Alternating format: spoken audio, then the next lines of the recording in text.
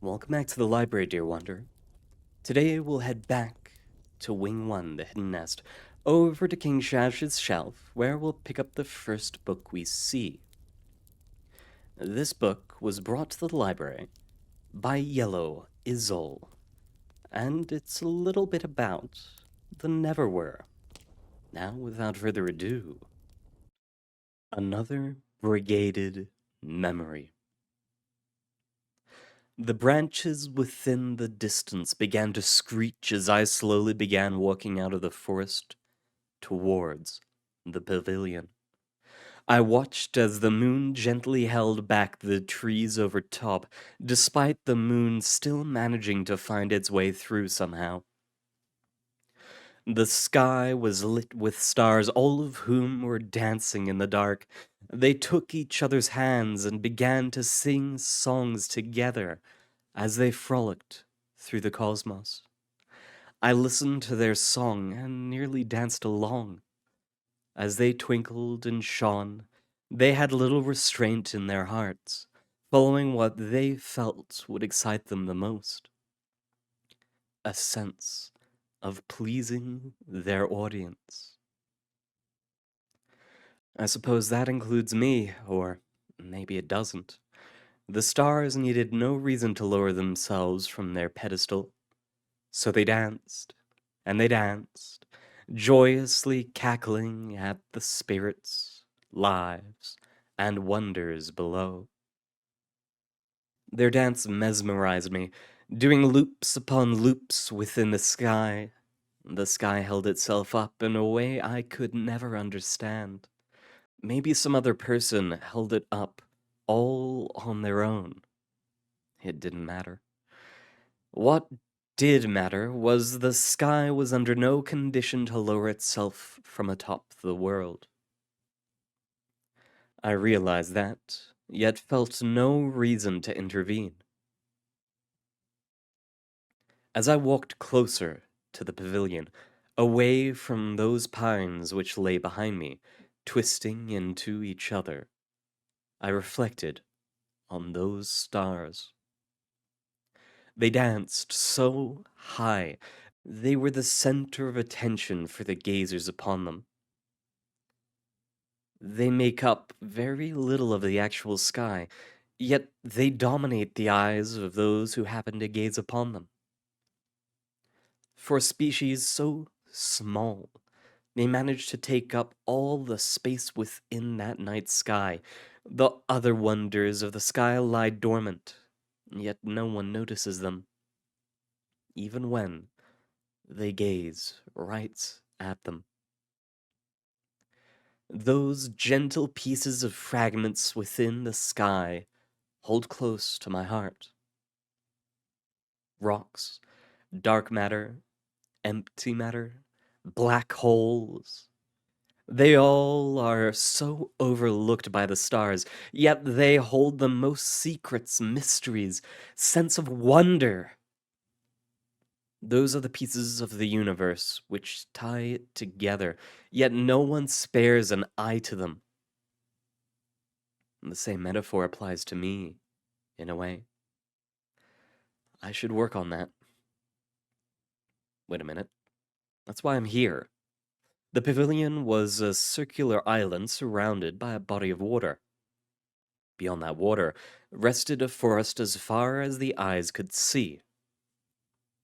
As I approached the island, I noticed the water. It sparkles within the cover of darkness, shines its glorious haze onto the eyes of whoever it can capture, including myself. Everyone sees the water, yet no one notices the dirt below it. Within that dirt hides the secrets unbeknownst to man, yet everyone pays attention to the water. Jewels, ores, treasures galore. Despite that, no one spares the thought of a look to the irrelevant dirt. The water holds no secrets, it is simply normal water. Any dangers within have been spotted long ago, so I swim. I pluck my toes in gently as the water is cold, and I slowly dip my leg into the water. As the water clears and warms into me, I pluck the rest of my body awkwardly into the depths of frozen water.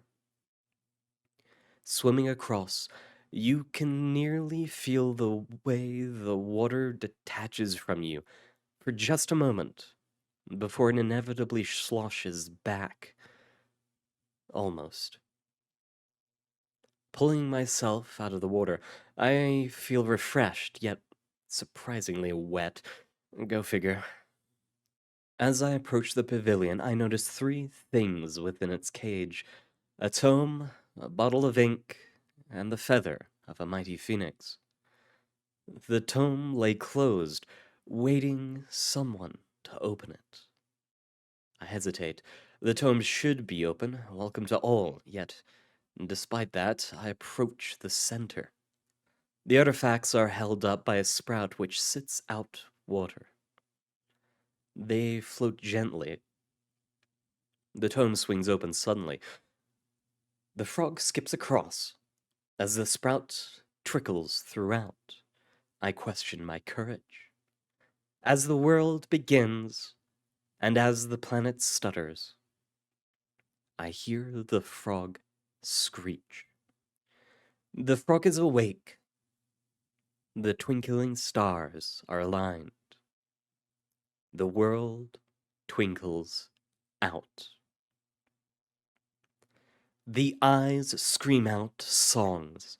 The mouth lunges towards the stars, devoured in one bite. The frog lies back down, resting its gentle body. It finally ceases time. At the bottom of the tome, a single word lies in bold text: predict. I sit still for a single moment. Recollecting old thoughts to form a new idea is what brings the tides and creates the world we live in. The worlds did not make any sense, yet I knew I must sign. My brethren lay dormant within their cage, and this will be the one thing which pushes their escape. Should the sky fall once and for all, they can finally leave. They can finally be given one more chance to find hope, to find purpose. That's what she told me that day. The world stood still for one moment. Then I picked up my pen and signed the page. Never were. Maria, Maria! Maria, let me flower in your warmth for one more moment, please. Don't go, Maria, I need you. Maria, Maria Jonesque. They all screamed my name hopelessly, desperately needing my divine attention to provide them a moment to bask in something they are unfamiliar with. Hope. They all screamed at me to return for one more moment. Simply give them one more moment to bask in the light of those who no longer have the ability to feel such a complex emotion. They all wanted me. I wanted nothing to do with those freaks, degenerates of nature. Despite that, I found myself here, at a fucking nexus. The world of nexuses is one to behold. The community here is strange. They're a bunch of forgotten souls, yet despite that, very few attempts have been made to explore this asshole of a city, so that's where I find myself today. In a desolate city filled with creeps. The creatures here were strange, of course, but they were familiar enough with humans to be considered human to an extent. They all knew what they were, abnormalities of nature, yet they still had enough society to not immediately merit containment. A singular hive mind, perhaps, or maybe a bunch of tattered souls who have yet to find a purpose. Perhaps nobody at all. No, of course it can't be any of those. All these things are human to some extent. They all once lived upon this planet. They breathed, slept, ate, lived. Then they fucked around for a while and eventually lost themselves within their own fucking heads. These creatures were different from nobody. They still had hope of returning to what they once were. They were birthed from their own ashes and can return to what they once were. Yet despite that, they are weak. They aren't free to roam, provided they don't get decapitated. These tireless souls are stuck within the confines of corpse-like bodies. Maybe they'd need a documentation. Hell if I know. All I know is the serpents won't let them up. They return to this place and check in on these creatures. They read them stories about stupid worlds and fantastic battles and all that dopey princess shit. The world is a weird place, and I know that. The library awaited these freaks so long they finally get off their asses. I kicked one in the shin to remind it, and it nearly stood up instead of crawled. Of course, it fell to the ground, but that didn't matter. What mattered is they moved, or whatever. This nexus was a strange place. The serpents would be here soon, unless they weren't. I wasn't worried. I had plenty of experience dealing with those silly things.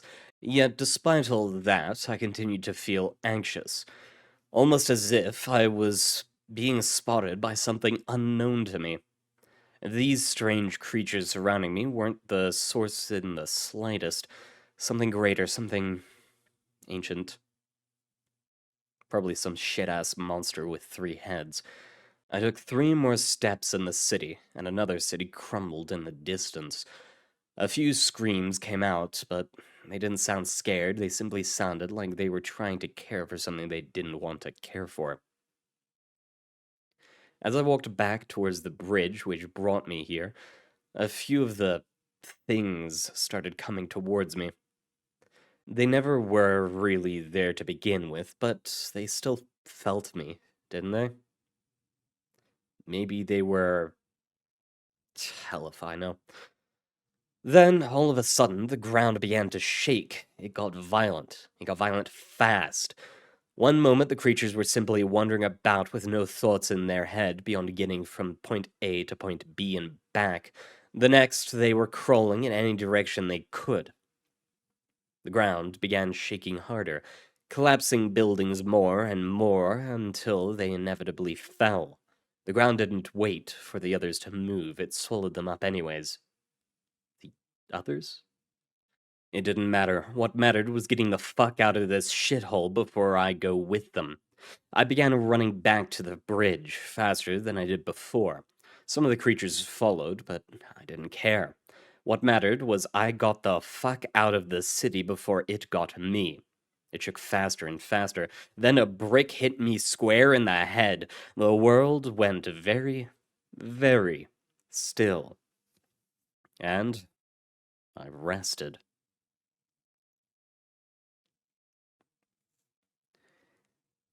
Hey, What?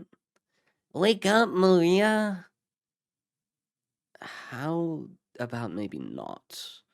Maria Jonesky. We need you, Maria Jonesky. Ask Eric or something. Wake up! I woke with a start. The sky was dazzling above me, and the city was nowhere to be seen. Maria, thank goodness! Who are you? It's me, Maria. Never were. Never were?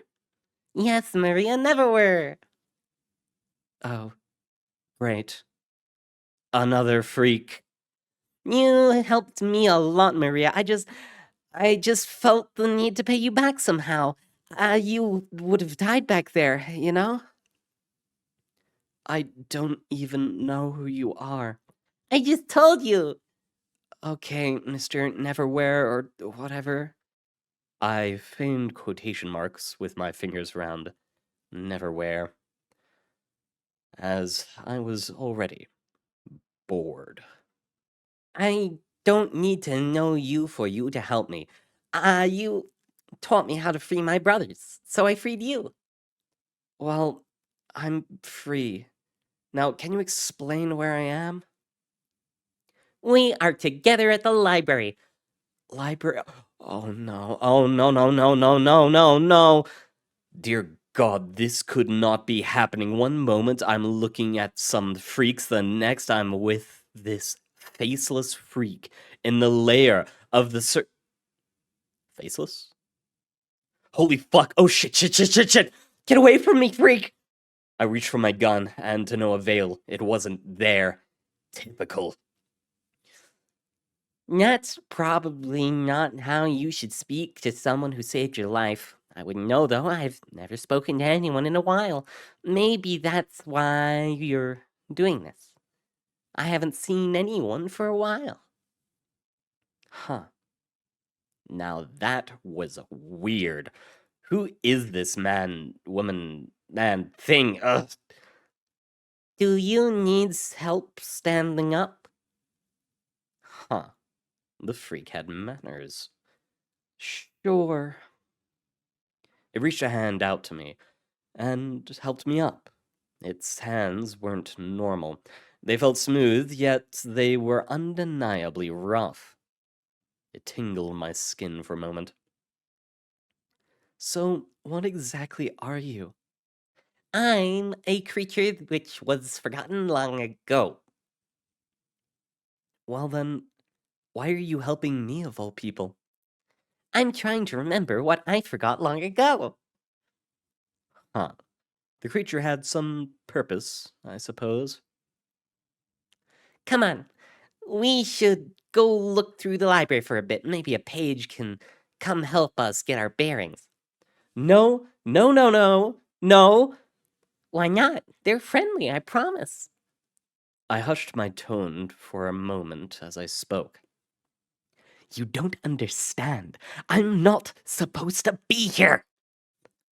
Relax. Everyone here knows you're a jailer already.